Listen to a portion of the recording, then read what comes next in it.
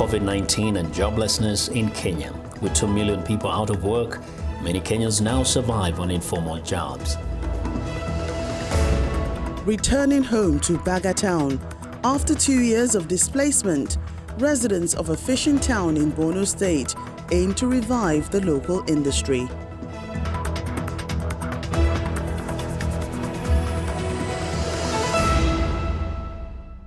Hello there, and thanks for tuning into the show that goes around the continent to bring you stories near and far. I'm Jacqueline Rogers at Channels Television here in Lagos, and I'm joined by Vincent McCory with a new look from the Voice of America in Washington.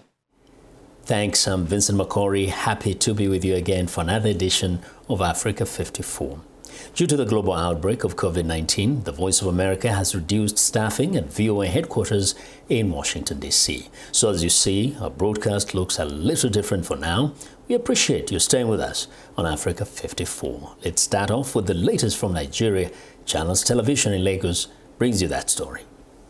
After 2 years of displacement, the people of BAGA town in Kukawa local government area of Borno State in northeast Nigeria are returning home, and they are determined to revive the once bubbling fishing town.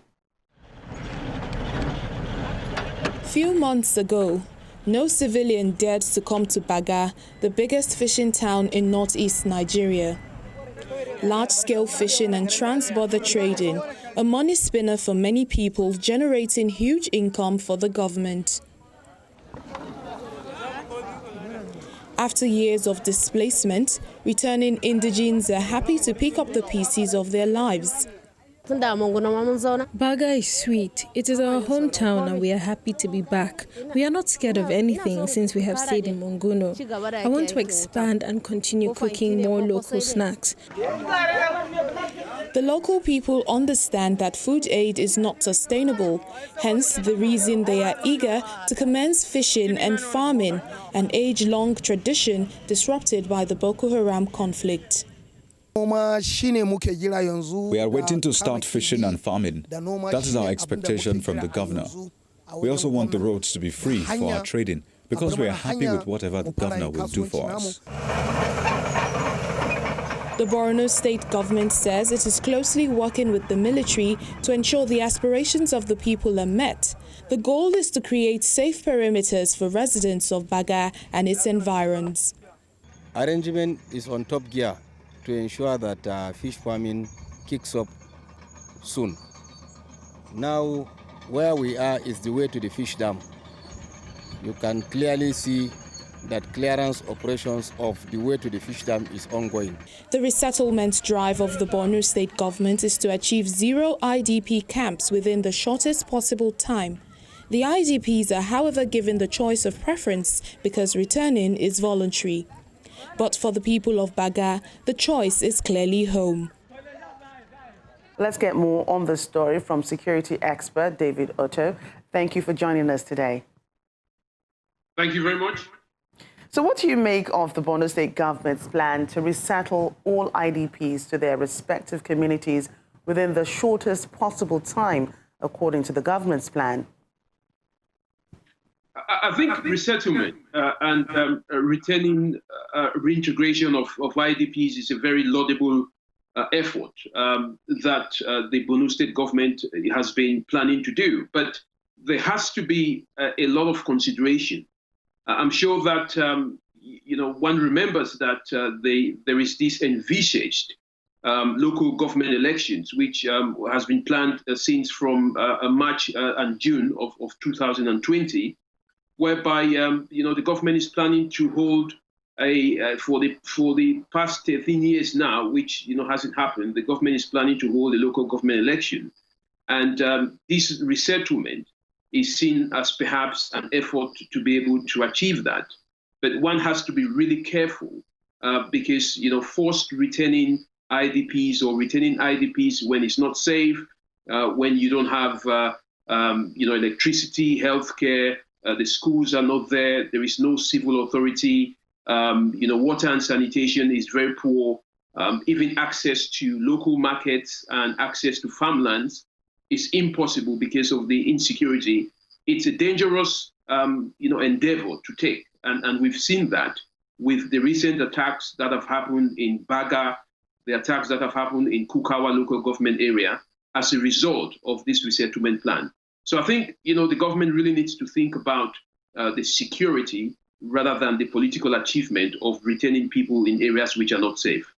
Right, so outside of the security and the dangers, as you have mentioned, most, if not all, the returnees have lost their means of livelihood and will have to rebuild from scratch. How can the government ensure that these vulnerable people are not at the same time exploited by militants operating in the north? I think the only way that the government can ensure that is to make sure that these people are returned at the right time. The northern Nigeria has been experiencing an insurgency that is highly asymmetric. And I'm sure that, as we've seen in attacks that have been carried out even on the convoy of the Borno State government, Professor Zulum, it tells us that these areas are not safe. People need to have shelter. They need to have a return to normalcy in terms of civil and traditional authorities. That hasn't happened at the moment. So let's talk about Nigeria's anti-terror war now as a whole. This is how these people got here in the first place. The government said that it's winning the war. Is that really happening? And if yes, how do we sustain the momentum? I think what Nigerians need to understand, is that winning a war does not necessarily mean the army, being able to displace, Boko Haram sects from different regions. I think the war needs to be won when there is total resettlement. Look, for example, Maiduguri itself, they still have a curfew that is ongoing from 10:30 p.m. to 6 a.m. in the morning. That tells you that normalcy hasn't returned. So even though you can win the military side, you can ensure that those, loud attacks, which Boko Haram normally carries out, are no longer there. You still need to win the hearts and minds of the local population. You still need to make sure that there is return to a normal society. And finally, after the recent NSAS protesters, it's everywhere really. Hoodlums unleashed chaos on several parts of the country. Are you satisfied with the way the government handled the matter, or could this snowball into a bigger issue in the future? I think the initial response from the government was laudable because the government immediately ended SARS. And that was the request from the NSAS protest. Now, the way that the NSAS protest then continued and the way it was handled is reminiscent of, the Arab Spring, whereby the excesses of security services, could lead to further chaos, as we've seen nationwide. So I think here the government really needs to look at what went wrong and how several agencies and, both state and federal agencies did handle these crises. And I'm sure that with the ongoing panels that have been set up to deal with this issue, there will be room for review and perhaps lessons will be learned that could be implemented in future. All right, thank you, David Otto. Thank you so much for joining us today on Africa 54. Welcome back to Africa 54. I'm Vincent McCory in Washington. Fartoon Aden and her daughter Ilwad Elman, a Somali mother and daughter duo, are the 2020 recipients of the Aurora Prize for Awakening Humanity, a prize given each year to a person or a group risking their lives to protect people in conflict.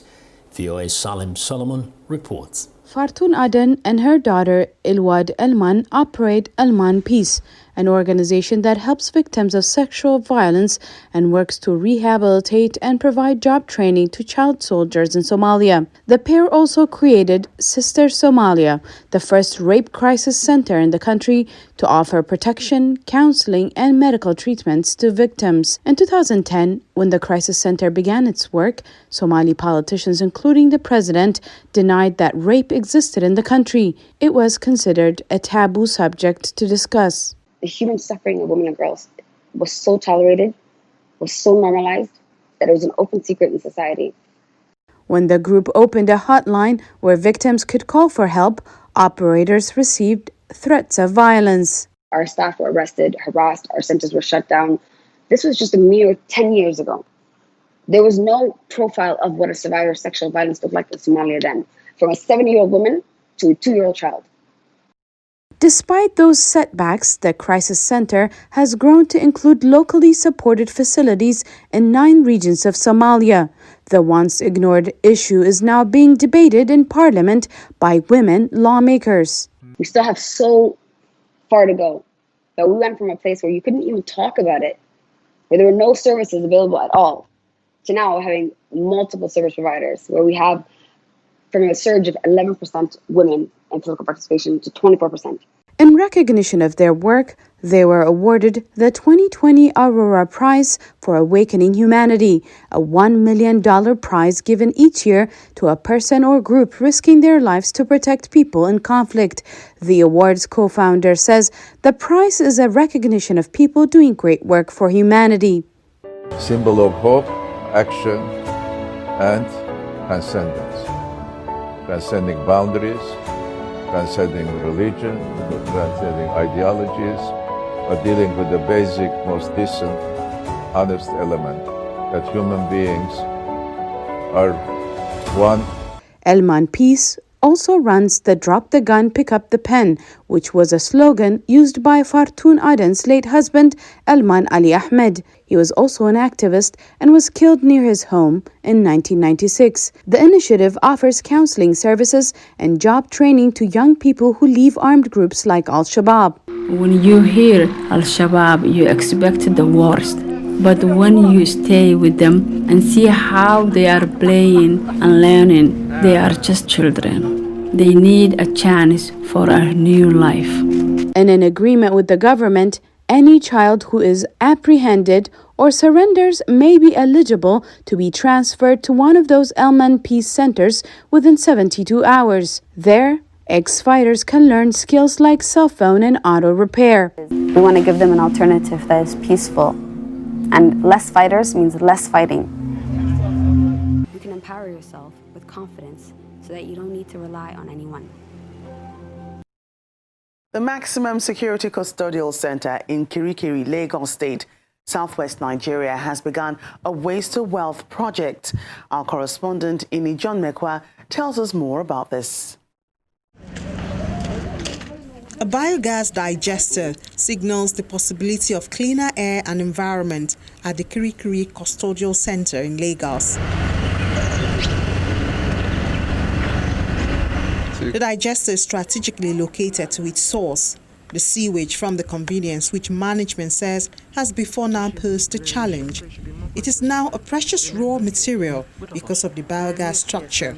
It's a system that eradicates odor from waste, and we produce gas as a result of this waste. And that gas is utilized in the cooking for our inmates, and not only cooking, it generates power to power our generators to do some other jobs here in the facility. From an outdoor cooking with firewood to this. The difference in the kitchen is unmissable. Cooking made easy, clean air and clean food. The plant is designed, to treat the waste for a specific period of time. That period of time takes out all the harmful pathogens that are supposed to be in that waste. Then while it's doing that process, the microorganisms are carrying out the activity. We are collecting the gas. We are also collecting the treated water that is free of harmful pathogen that is coming out. But what we have also done, the water, which is the liquid organic fertilizer, used for agricultural purpose, as you can see a lot of farm activity going on, why the gas is used in the kitchen here as renewable cooking fuel for them to complement the LPG gas that the federal government and, headquarters has provided for them as well. With this single project, methane that would have gone into the air to cause harm has been reduced. Deforestation that's caused by the firewood, which used to be used here, has also been reduced. And then the waste that would have been dumped into our environment has reduced. And it sounds like a win-win situation for everyone. well, this project seems it's something that should be duplicated in not just the correctional service, but other sectors. Ini John Mekwa, Channels Television News. It's time for a short break. As we go, we remind you to visit our website, channelstv.com, for news and programming around the clock. You can also find us on youtube.com/channelsweb. Still to come on the program, feeling the weight of the coronavirus pandemic and a lack of official support, Libyan Olympic hopeful Ahmed Abu Zeriba prepares for the 2021 Tokyo Games. That's in a moment.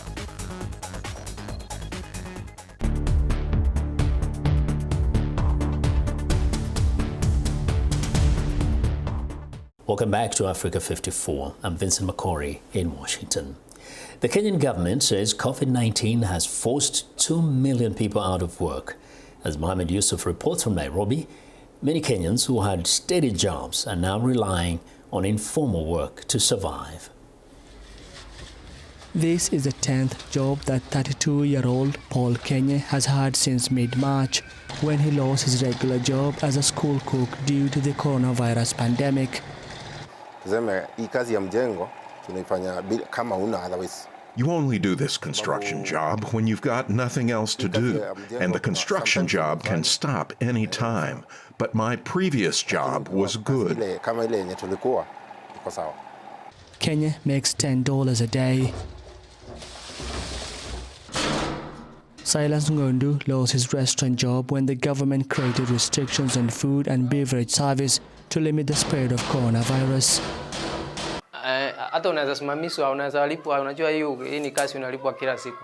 This is a job pays daily, and you can come tomorrow and be told there is no work, and you can be instructed to come the next day. This is not a permanent job. If I come late, they give someone else the job, and you try your luck the following day again. The Kenya Bureau of Statistics reports more than 1.7 million people lost their jobs between April and June alone. Employers say businesses and suppliers have been hit hard. It has affected our sales, our daily business. Before, we used to get a lot of money, we used to get a lot of customers, but now, business has gone down. The Federation of Kenya Employers, which represents about 1,900 companies, says the pandemic has erased a big portion of private sector job gains made in recent years. So we then looked at the number of jobs that had been created in the formal economy. We're not talking informal, we're just looking at the formal sector since 2015. And the figure that we have, these are national figures, are 200,018, 800 jobs created in the period 2015 to date. So if out of the 218,800 jobs, 173,743 jobs had been lost, it means that 80% of the jobs created in the last 5 years in the formal sector had been wiped out by COVID-19 in the last 5 months. Employers warn at least 1 million jobs are at risk in coming months. For Kenya, the job hunt continues. Mohamed Yusuf for VOA News, Nairobi.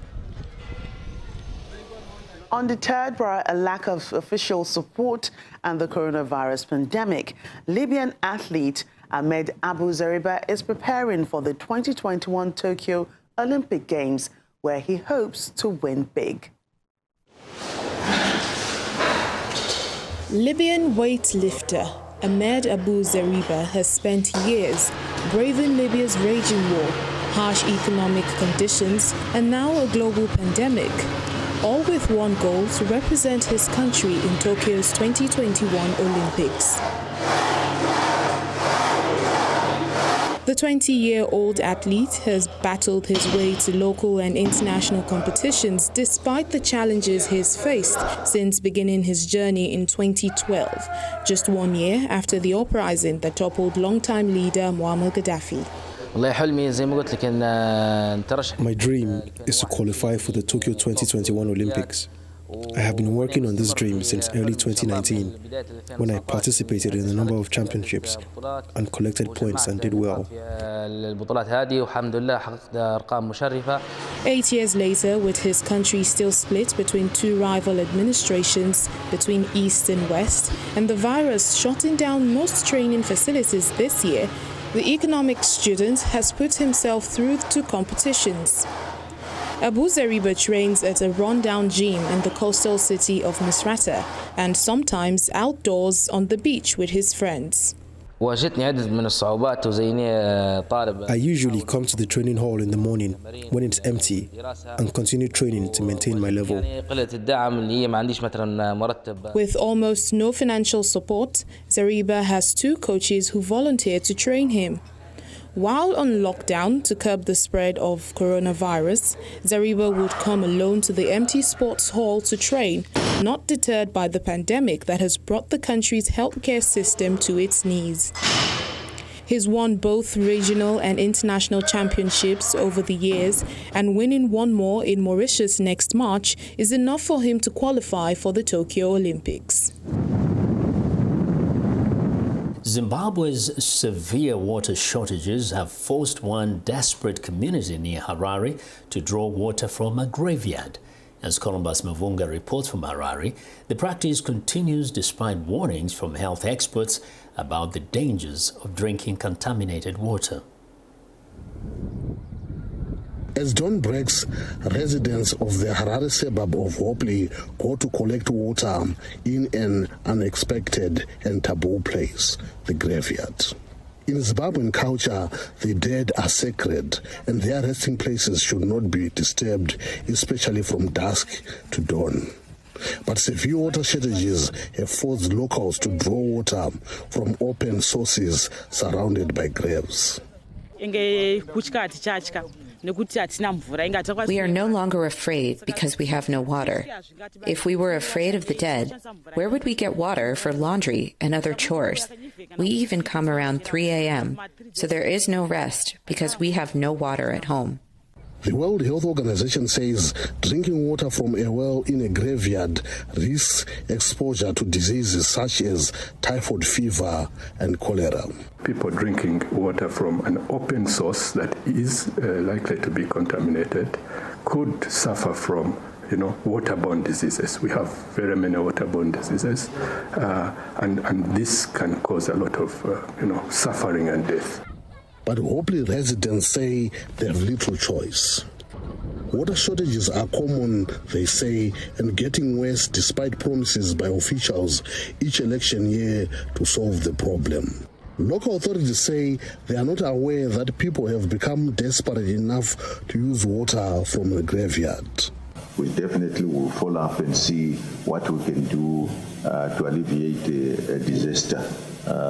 Water is an essential commodity for our people, and that's why on a weekly basis we try to check where the problems are.